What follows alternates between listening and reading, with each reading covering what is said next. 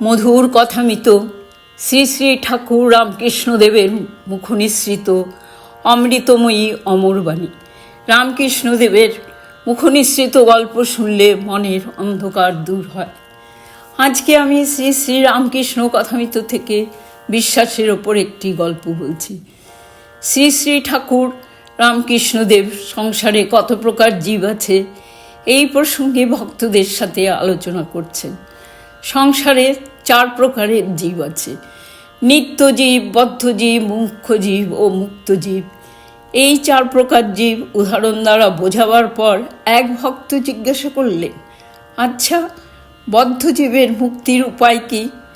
তার উত্তরে ঠাকুর রামকৃষ্ণদেব বললেন, মাঝে মাঝে সাধুসঙ্গ, নির্জন থেকে ঈশ্বর চিন্তা আর ভগবানের উপর ভক্তি আর বিশ্বাস। একবার বিশ্বাস হয়ে গেলেই হলো, বিশ্বাসের চেয়ে বড় আর কিছু নাই।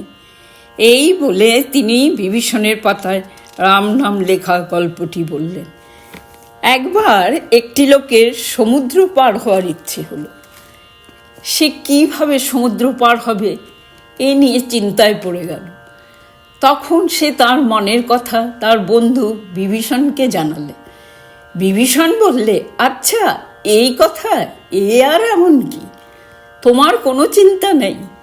এই বলে একটি পাতায় রাম নাম লিখে ওই পাতাটি লোকটির কাপড়ের খুঁটে বেঁধে দিল আর বললে, এবার বিশ্বাস করে জলের ওপর দিয়ে হেঁটে চলে যাও, কিন্তু অবিশ্বাস করলেই জলে ডুবে যাবে। লোকটি বেশ জলের উপর দিয়ে হেঁটে যাচ্ছিল, কিন্তু হঠাৎ তার মনে হলো, কি এমন কাপড়ের খুঁটে বেঁধে দিলে যার ফলে আমি জলের উপর দিয়ে অনায়াসে হেঁটে চলে যাচ্ছি? একবার খুলে দেখি তো।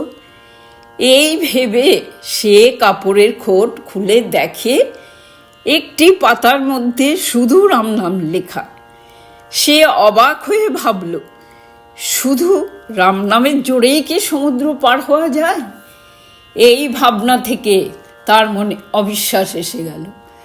যেই তার মনে অবিশ্বাস হলো, অমনি সে জলে ডুবে গেল।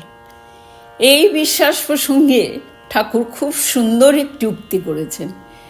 পুরাণে আছে, রামচন্দ্র যিনি সাক্ষাৎ পূর্ণ ব্রহ্মনারায়ণ, তার লঙ্কায় যেতে সেতু বাঁধতে হলো, কিন্তু হনুমান রাম নামে বিশ্বাস করে এক লাফে সমুদ্র পার হয়ে গেল।